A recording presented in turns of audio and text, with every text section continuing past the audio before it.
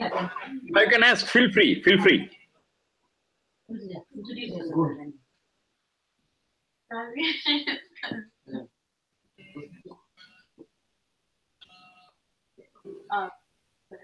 Okay.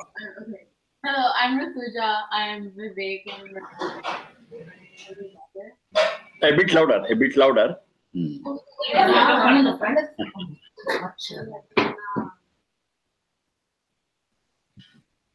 I'm Rituja. I'm Vivek and her older daughter. Your? I've recently been taking a feminism class in college. Right. And I have a question about what the Vedas have said about gender and how the Vedas represents all genders, not only male and female, but the spectrum. One second. How the Vedas?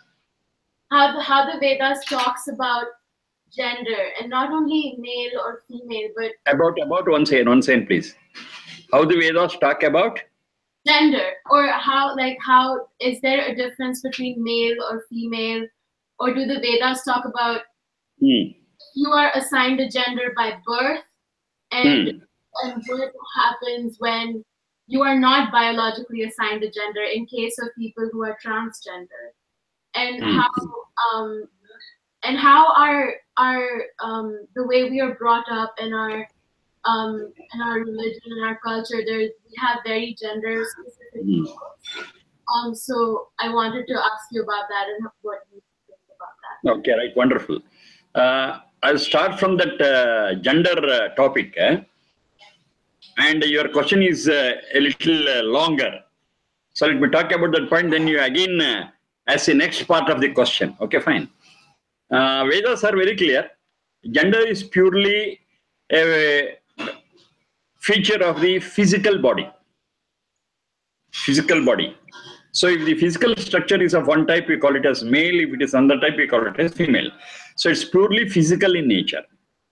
And Vedas say very clearly that physical body is just a tool, is inert. And there is a life force in it, which we call it as Jivatma, or soul. And that soul is consciousness. And that soul has resided in this body, in the Sharira. Sharira, you understand? Yes. Okay, body, okay. In this body, that consciousness resides. And that consciousness is above gender. It is neither male nor female. Male, female is to the body and not to the soul. So when you are discussing things at the physical level, yes, you discriminate between male and female because physical body has got its own duties and functions, and a female body has got its own duties and functions. So there is some discrimination and differences.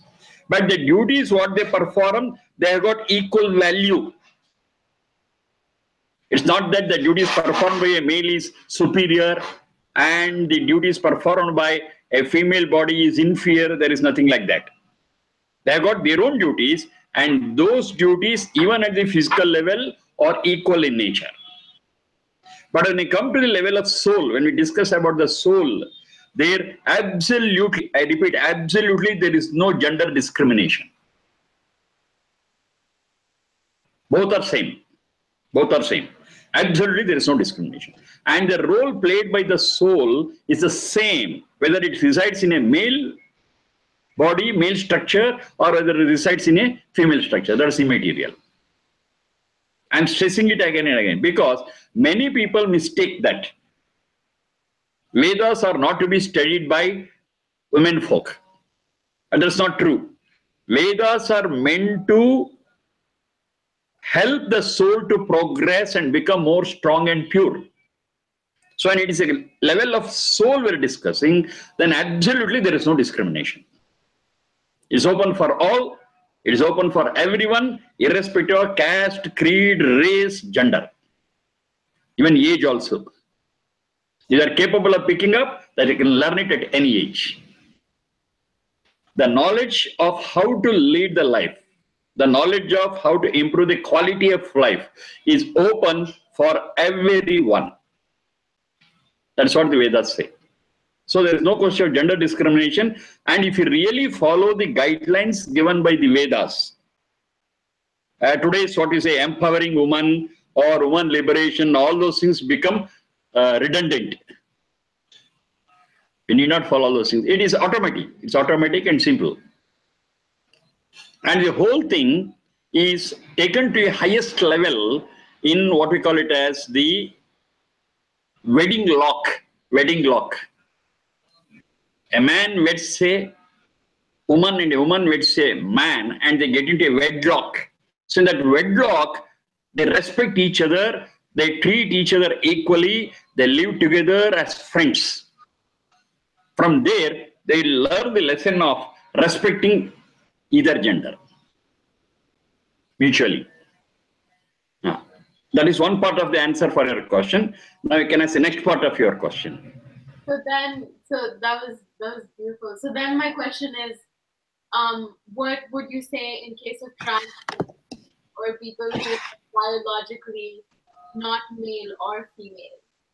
And what the Vedas, I want to know if the Vedas talk about gender as just male and female, or if it's a spectrum, and if it's for everyone. It's for everyone. It never discriminates. Right. So that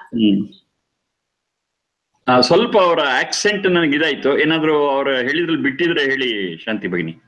ಅವ್ರಿಗೆ ನಿಮ್ ಉತ್ತರ ಸಿಕ್ಕಿತು ಅಂತ ಹೇಳಿದ್ರು. ಅವರ ಪ್ರಶ್ನೆಗೆ ನಿಮ್ಮ ಉತ್ತರ ಸಿಕ್ಕಿತು. Okay, fine. Okay. Very nice. You started the discussion. Thank you. He has one more. Yeah. So just to please ask. Do that is that you talked about wedlock in marriage and how a man marries a female, but then Vedas always say that a man marries a female. Is it always a man and a female? ಸ್ವಲ್ಪ ಅದೇನು ಅರ್ಧಂಬರ್ಧ ಅರ್ಥ ಆಯ್ತು ಹೇಳಿ.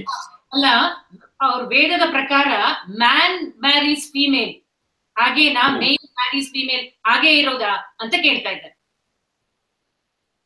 Is it a man ಅಂದ್ರೆ man marries woman ಅಂದ್ರೆ ಇಲ್ಲೆಲ್ಲ ಈಗ female marries a female, man marries a man ಹಾಗುಂಟಲ್ಲ ಇಲ್ಲಿ. Okay. You're speaking about gay lesbianism. Yes. Right. Okay, fine. Vedas are very clear. The natural process, the natural purpose of a woman marrying a man or a man marrying a woman is to beget children, is to propagate. Now that is not possible in whether it is a gay or whether it is lesbian. It doesn't happen. And Vedas are very clear, and we have got one branch of Veda called the Ayurveda, which speaks about the way of life and the medical science.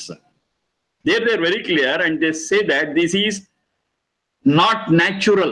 It's not natural. So it's not natural. In one way or the other, it will cause some problem and trouble in future. So they don't approve it. It is natural between a man and a woman, and the purpose of that wedlock is to beget children, to continue the progeny, continue the generation. So only then it's possible. But it's gay, okay, for their problems, for their what we call distortion, they are not natural. For unnatural behavior, okay, they marry, they live together, and they share the bed, and everything is right. But that's not natural in any way. That's not natural. Such unnatural behavior we find in many people, and this is one such. It's very clear. It's very clear. But okay, if depends upon the social sanction. If the people in society, if they approve this relationship, it will happen. But just because the society has approved and legalized this relationship between man and woman and woman, it doesn't become natural. It may not become a crime. It may not become a crime. It may not become unlawful because the society has approved. But it is approved by people like you and me. But in the eyes of nature, in the light of nature, it's unnatural. Whether it's lawful or unlawful, that doesn't matter at all. It's unnatural. I'm speaking of natural and unnatural, and not lawful and unlawful. In the eyes of nature, the relationship between man and woman to beget children itself is the right natural relationship.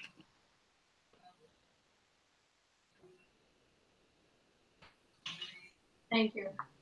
Okay, fine. Thank you.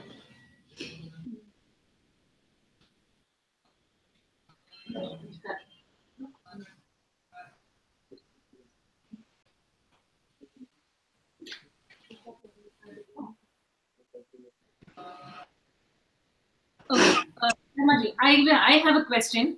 Please, please. Sharmaji, now the way like to Yama and Niyama regarding Yama, so that is the base for us for our behavior to be like.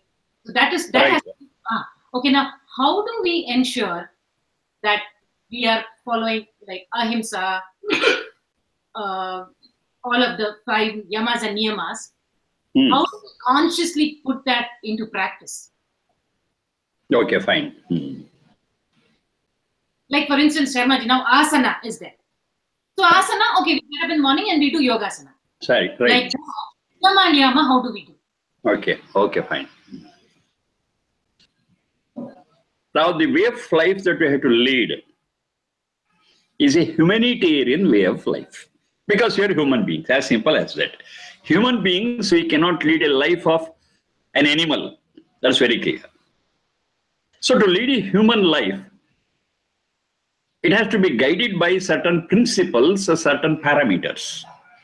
Now, those principles and parameters have been enlisted in the Vedas, and one Patanjali is the name of one seer, one visionary. So he has consolidated all those things and has made a beautiful list of what are all the things to be followed in life to improve the quality of life, to make life more happy, more enjoyable.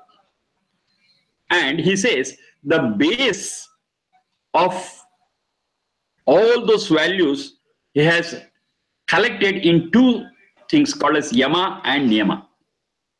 Yama means certain things which have to be followed implicitly without any compromise. That's the meaning of the word Yama. Yama is following certain principles compulsorily. It is mandatory. No compromise is allowed here. It's a must. If you want the quality of life to improve, these, that is, there are 5 under Yama, these 5 things, the 5 values should be implemented in our life without fail. No compromise at all. Then we got another 5, which also are equally important to be followed. But if now and then, if it fluctuates a little, it's all right. There is little tolerance limit in that second one, Niyama. It's also mandatory, but little tolerance is available there. But when it comes to the question of Yama, it is 100% mandatory and compulsory.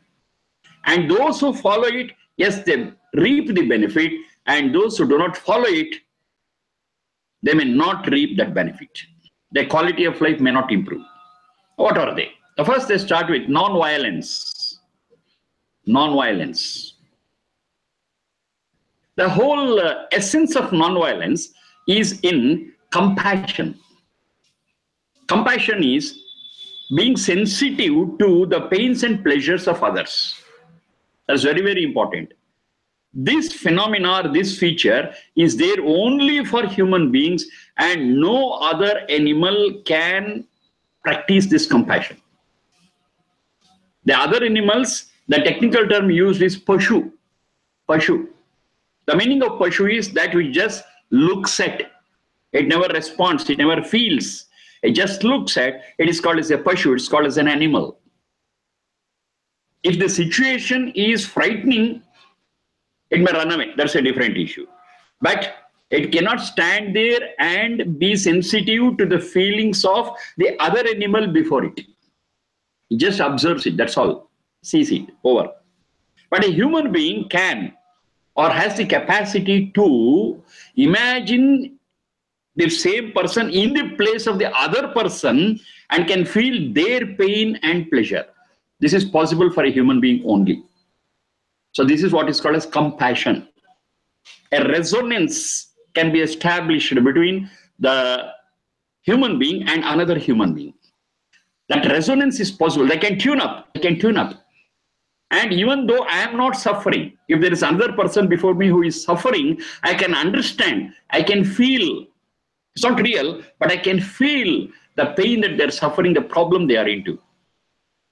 This imagination and experiencing it in our mind, at the level of our soul, is possible only for a human being.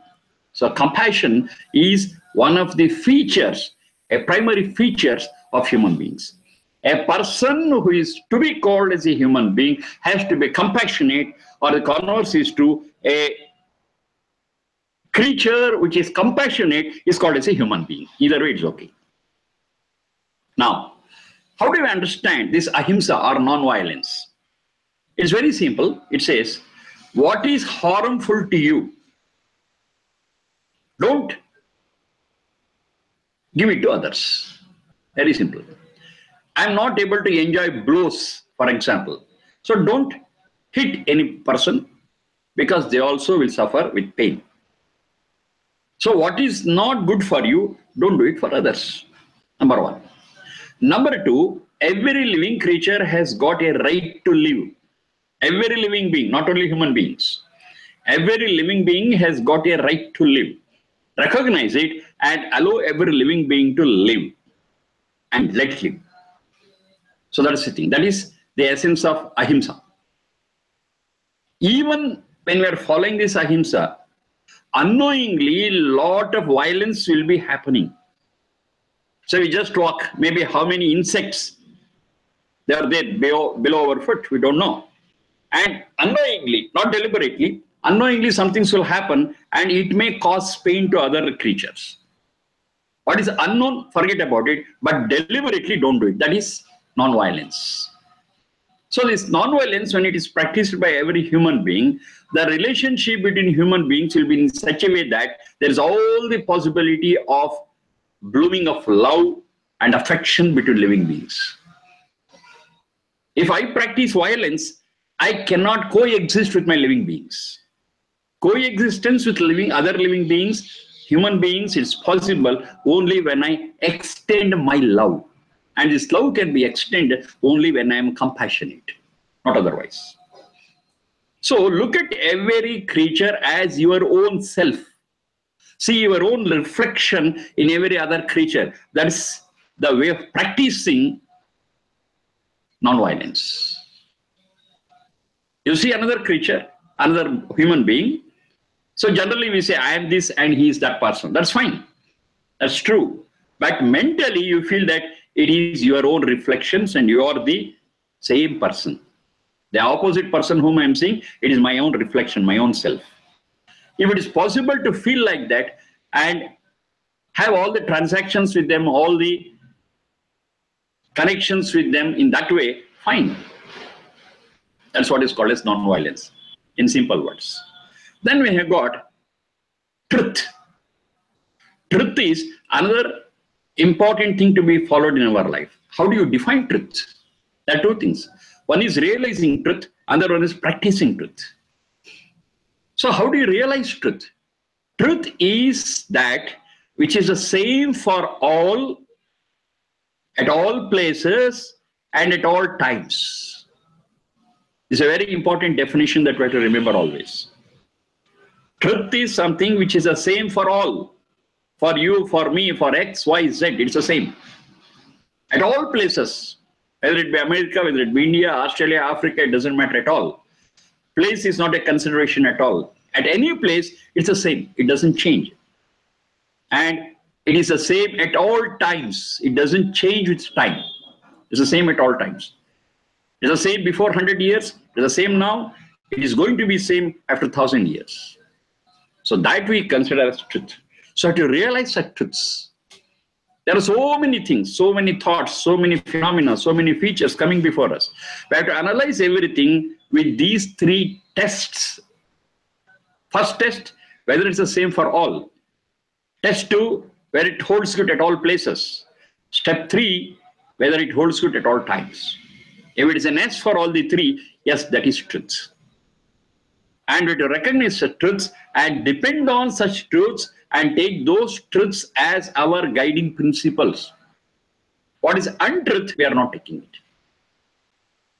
Now, this is the basic way to understand truth, to realize truth. One very simple physical truth I will share with you. It's simple. Fire burns. Fire hurts. Very simple. Is it the same for all? Yes. Fire hurts everyone. Then, is it the same at all places? Yes. It holds good. Is it the same at all times? Yes, it holds good. Fine. So it's a piece of truth. So like that, whatever thoughts, whatever ideas we have got, whatever values we have got, we have to review them and check whether they are true or not. And any new thing that comes to us, before taking it in, we have to find out whether it's truth or not. That's number one. Then, how to put it into practice? Okay, I have realized the truth. So I will not go against it, number one. And a simple way of verifying whether I have put it into practice or not is matching of three things. Matching of three things. We think so many issues. A lot of thinking will go on. And we talk also. And we practice, we follow, we put it into practice and do things. Actions, thoughts, words, actions. These are the three dimensions. Now, most of the time, what we think, what we talk, and what we do may not match. May not match. We think something, we talk something. We think something, we do something. We talk something and we do something. So such a difference as the divergence between thinking, talking, and doing. If it is avoided, if they converge, what I think, the same thing I talk. What I talk, the same thing I do. If there is convergence between the two, if there is a harmony between the three, there is a talk, the thinking, and the action. Yes, it is practicing truth. There's another name for it. It's called as honesty also. Honesty and truth, they are the faces of the same coin. From this side, I look at it as truth. From the other side, I call it as honesty. Now, when I practice this, yes, it's possible. And that is the action side, the practical implementation side of this truth, what I have learned. So I think something, the same thing I talk, there will be no difference between what I think and what I talk.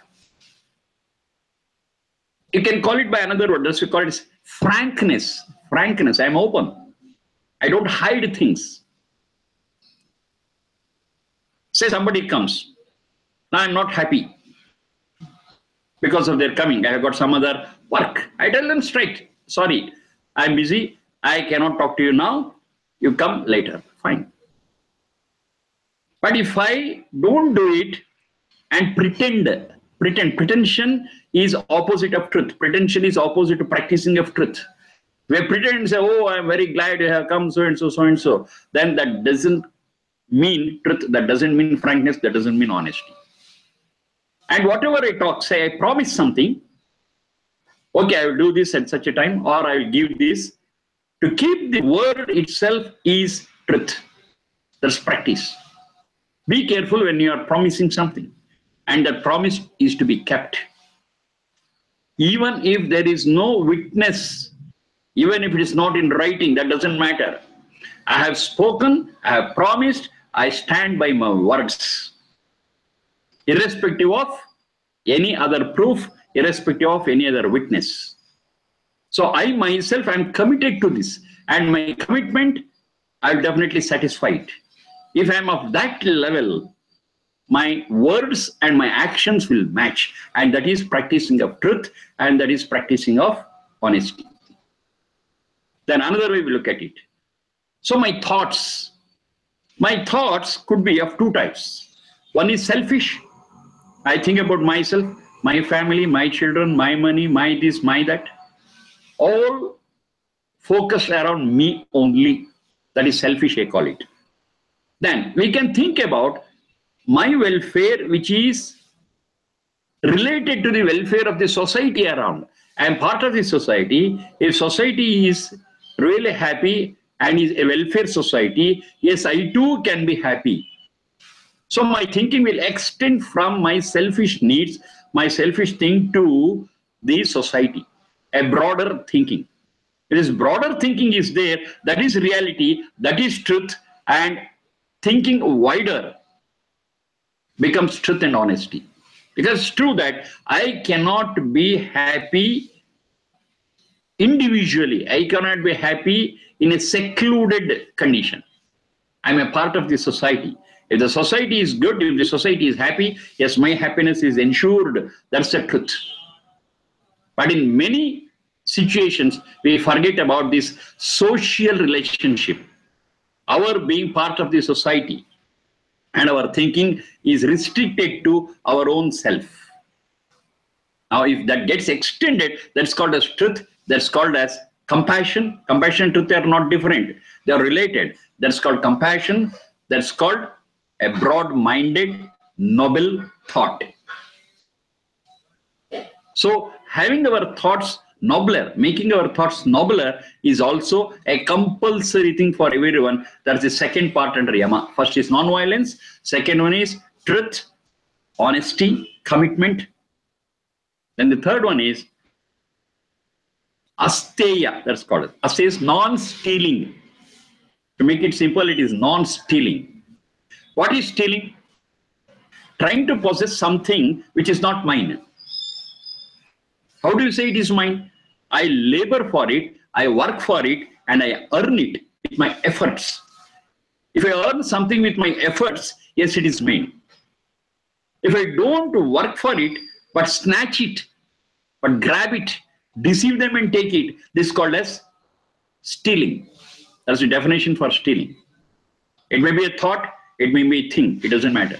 If I steal something without the permission of the person who has earned it, it is called as stealing.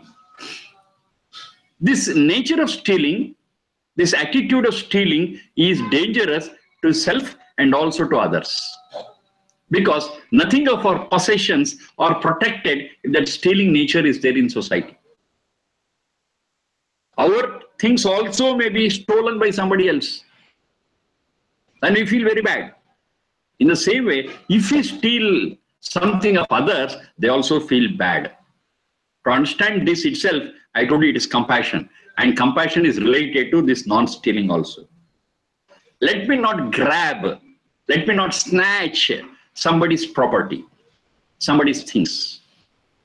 If I'm in need of, okay, there are two things. One, ask them. If they give, take it. If they don't give it, you work for it. It's available. It's available. You need not get the same thing, but you can get a similar thing which is available by your labor, by your work, by your effort. So always getting something with our effort is called as non-stealing. It's very important. Non-stealing is very important. When this value of non-stealing is established in society, the possession of every person in this society will be safeguarded automatically. We don't need any police. We don't need any security measures. Automatically it happens. Every person thinks himself as a police. There will be an internal policing. Every person is following this principle. They say that it's not mine, I don't want it. However valuable it is, however important it is. It's not mine, I have not worked for it, so I will not take it. You need not lock your doors. You need not lock your almiras. It's all open, nobody will touch it. Even if you keep it on the street, even after 10 days, it will be there, nobody will touch it. It appears something utopian, it's something imaginary, but it's possible, it's possible. Provided this value of asteya, this value of non-stealing is practiced by everyone. It is one of the important values in society. Because we earn so many things, we possess so many things, and whatever we earn and possess, it is not secured. What is the use of it? Now, what is the cause for insecurity? That is the attitude of grabbing somebody's property. Now, that is called as stealing. Now, that stealing should not be there. It should be practiced by every individual to make their life and the life in this society tolerable and happy. Enjoy it. Let me not steal it. So that's the principle. If I need, I will work. If I need, I will labor for it, I will sweat for it and take it, and I will not grab it from anybody. That too, grabbing it without their notice. No. If I want, I will ask them and take it and work for it. So this is non-stealing. So this we can practice in our life. Yes, we need so many things. We work for it. Very simple. We work for it, and as a result of my work, as a fruit for my labor, yes, I get it. Now, when I follow this principle, it's called as non-stealing. That's the third one. And the fourth one is called as celibacy. Celibacy. The word is not an actual translation of the word what is there in Vedas. It says brahmacharya. Brahmacharya is the right word, and that celibacy is not really an equivalent to it. Okay, approximately we can take it. Let me explain it with the basic word brahmacharya. Brahmacharya. Brahma means knowledge. Brahma means knowledge. Now, this is another special and peculiar and unique feature of human beings. Animals, they work on their instincts. Sleep, fear, sleep, food, sleep, fear, and finally, reproduction. These are the basic instincts of any animal. Other than human beings, all animals are equipped with knowledge which is sufficient to take care of these basic four instincts. Sleep, food, fear, and reproduction. That's all. But in human beings, they've got a special faculty of learning, of knowing things more and more beyond these four instincts.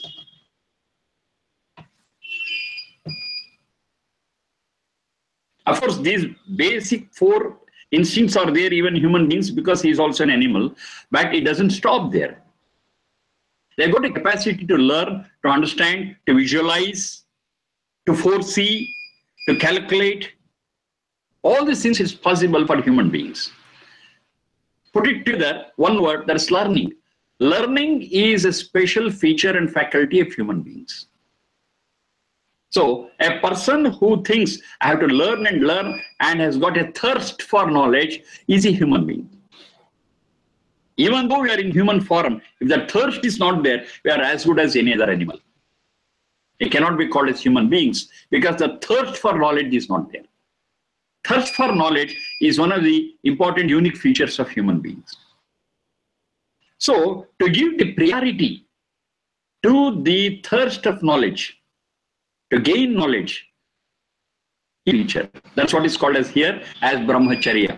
The word celibacy will not cover all these things. It just is to abstain from sensual pleasures. That's all it says. Now that's abstaining from sensual pleasures is a secondary step. In the first step, I'm interested in learning, I'm interested in knowing things.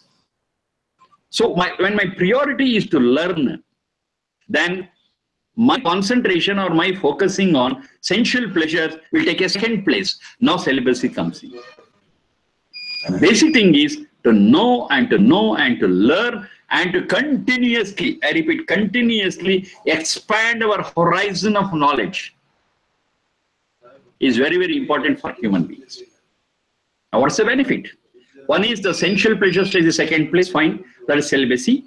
And another thing is a human being who is well versed with knowledge has realized the truth, whose horizon of knowledge is expanding continuously, can understand life better and lead life better.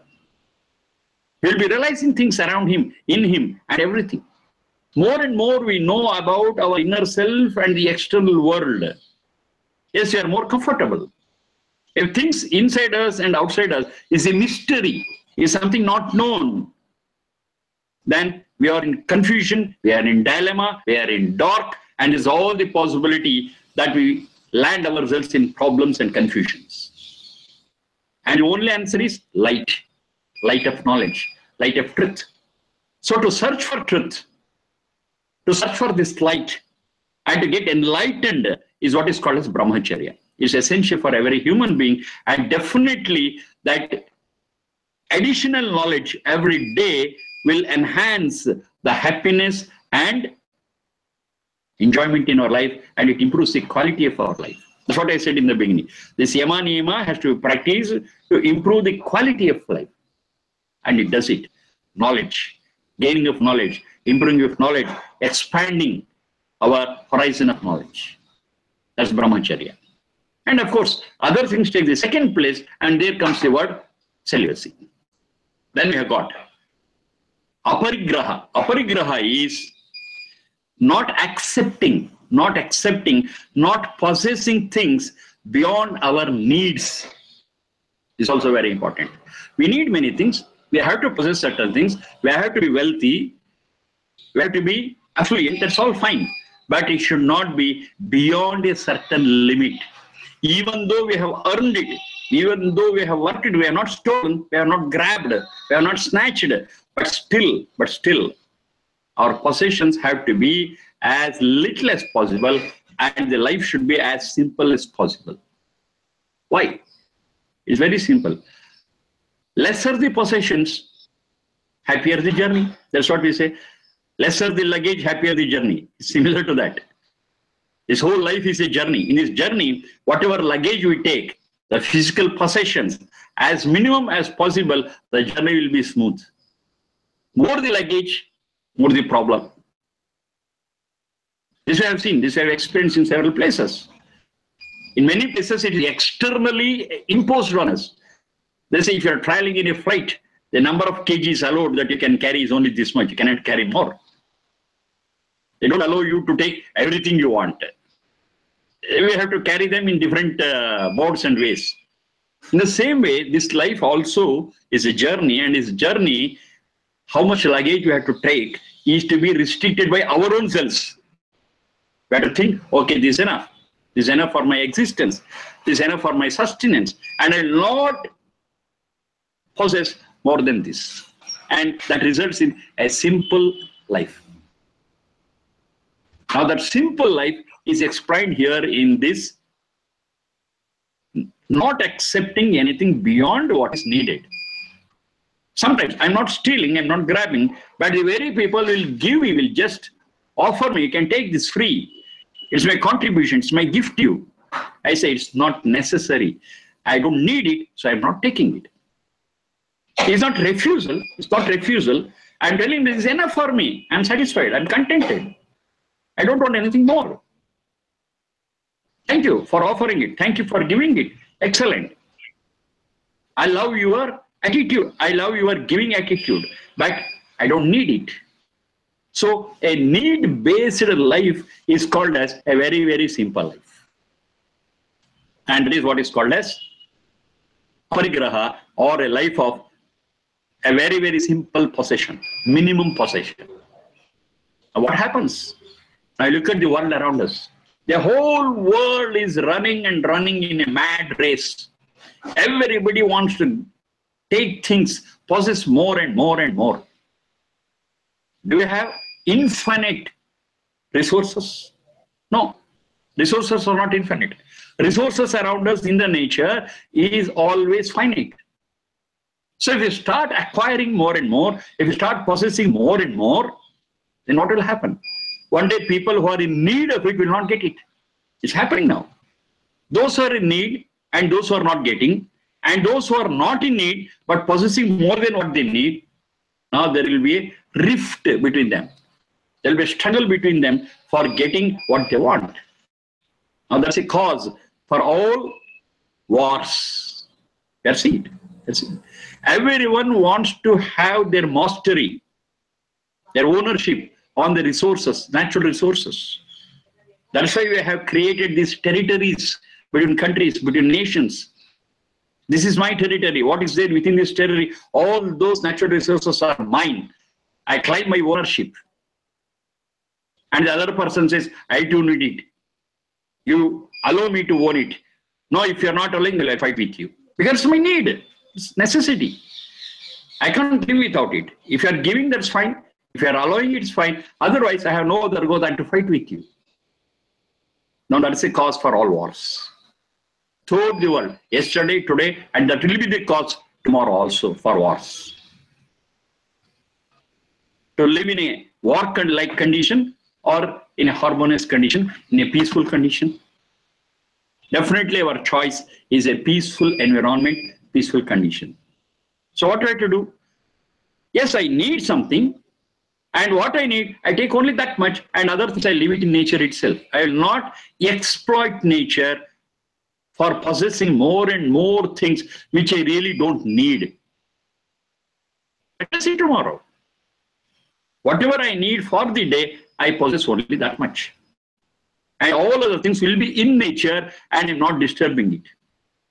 If one person does it, nothing will come out. If two persons do it, nothing. If every person follows it compulsorily, yes, the resources will remain in nature and they grow in nature. From nature, whatever is needed for the day, the whole nature now, all that exploitation, all that war, everything, all that gap between haves and have-nots. There are many people who have. There are many people who don't have. But between them, there will always be a fight. There will always be a rift. There will always be an exploitation.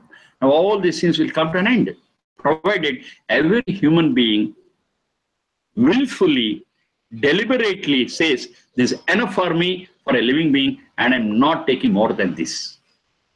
And this is what is called as aparigraha, or non-possessing things beyond our needs.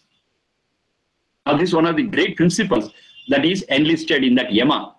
Now, that yama is, number one, non-violence. Number two, truth and honesty. Number three is non-stealing, not snatching, not grabbing. Number four is learning, being in a learning mode continuously, and to learn and become more and more knowledgeable. And number four is not possessing things beyond our requirement, beyond our needs. Now, these five Vedas, as well as a shortened form of the Vedic thoughts in Patanjali, that's called as yoga, yoga darshana. In that yoga, this is the first thing what I explain. In yoga, if you're a real yogi, then you have to follow these five compulsorily, mandatorily. No compromise, no compromise.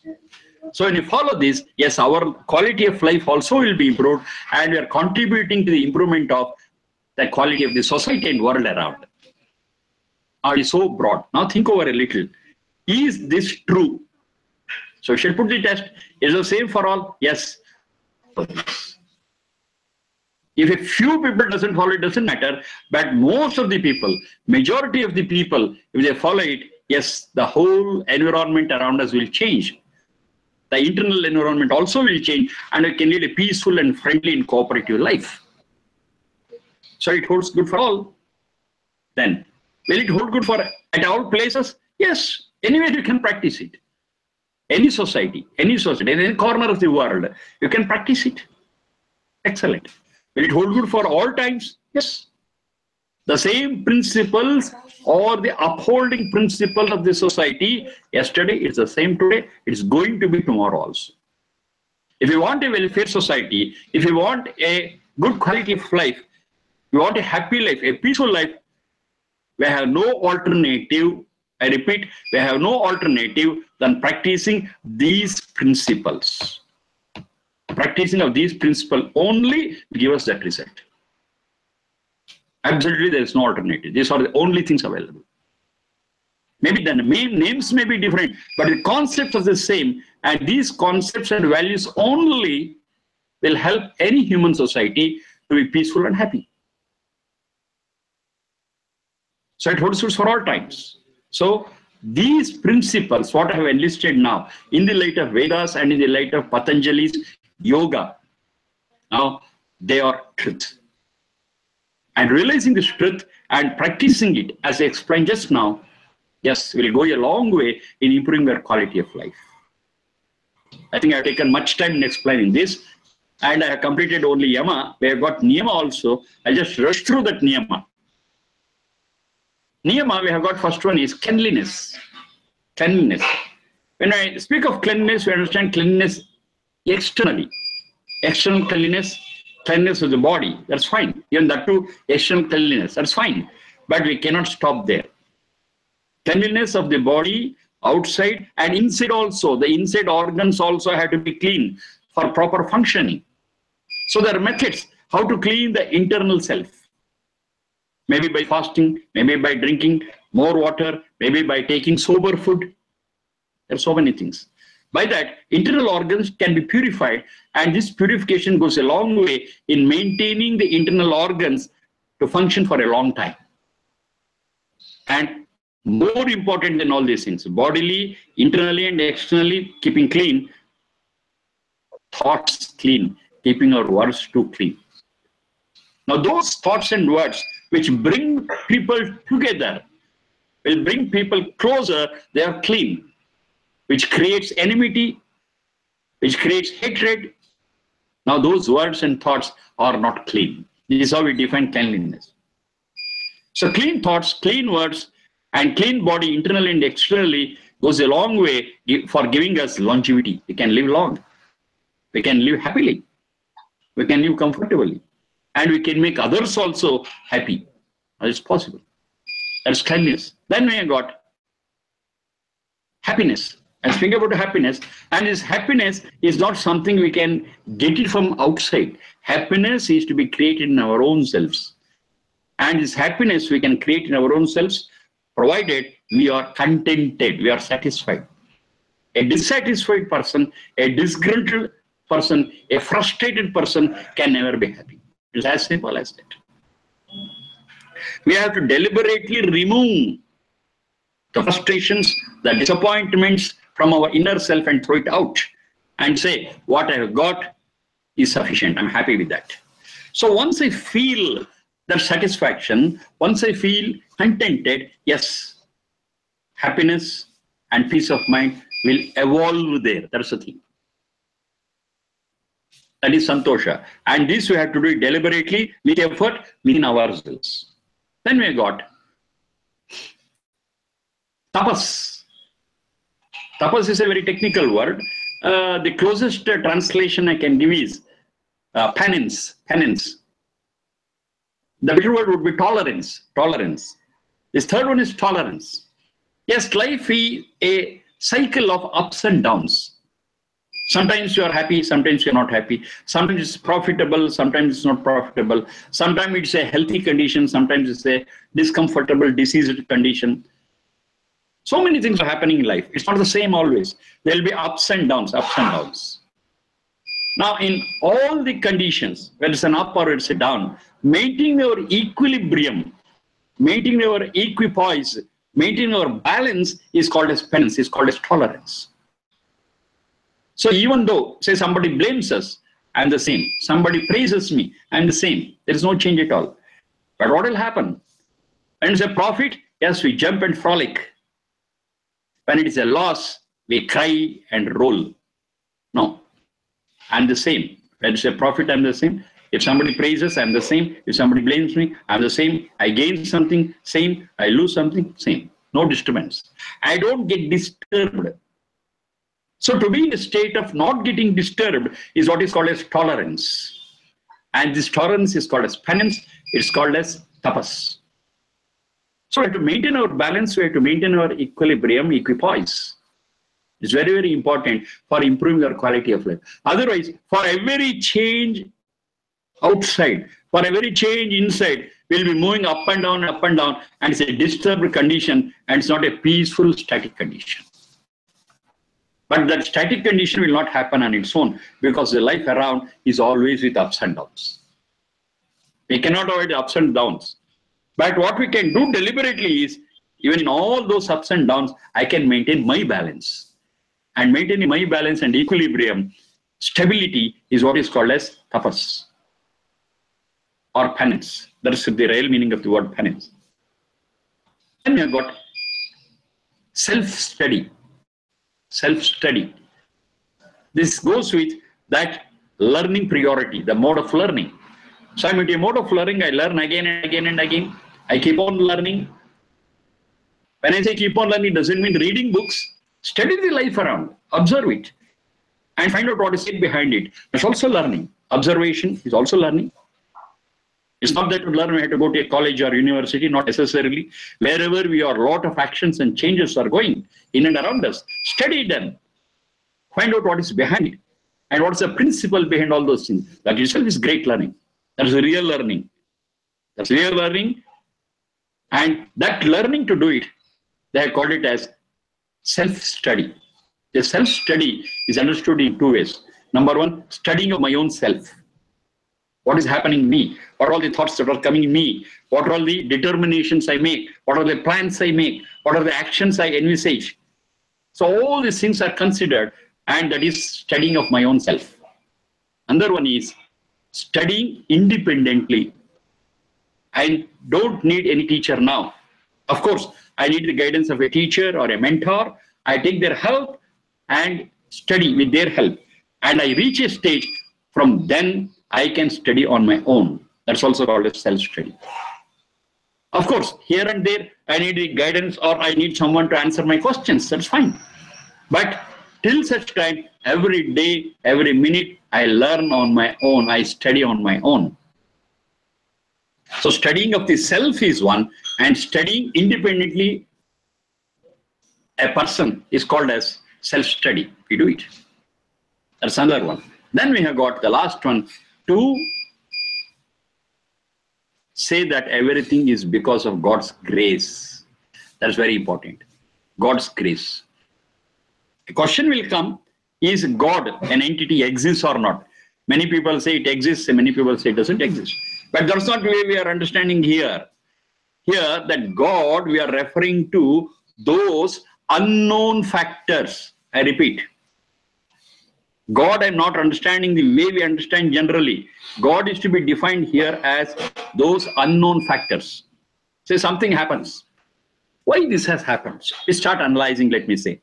When you start analyzing, many factors we understand, oh, because of this happened, because of this it happened, because of...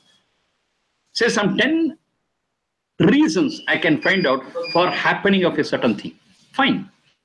But is it all just 10, what I have observed? No. There are hundreds of forces working. And whatever happened is a resultant of those hundreds of forces, hundreds of actions.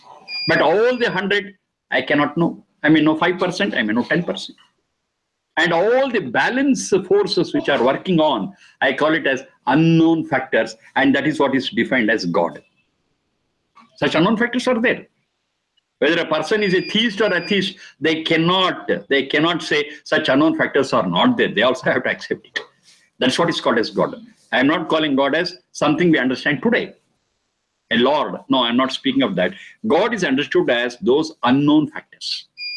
So whenever a thing happens, a resultant, if I call it, that resultant is because of known factors and unknown factors. And all the known and unknown factors, because they have all converged in one place, the resultant is this. The cause for this resultant, the cause for this result is because of known and unknown factors. So I recognize both. I say, okay, these are known factors. Maybe my efforts are also there in this known factors, but there are so many forces working which are unknown, but I got this result.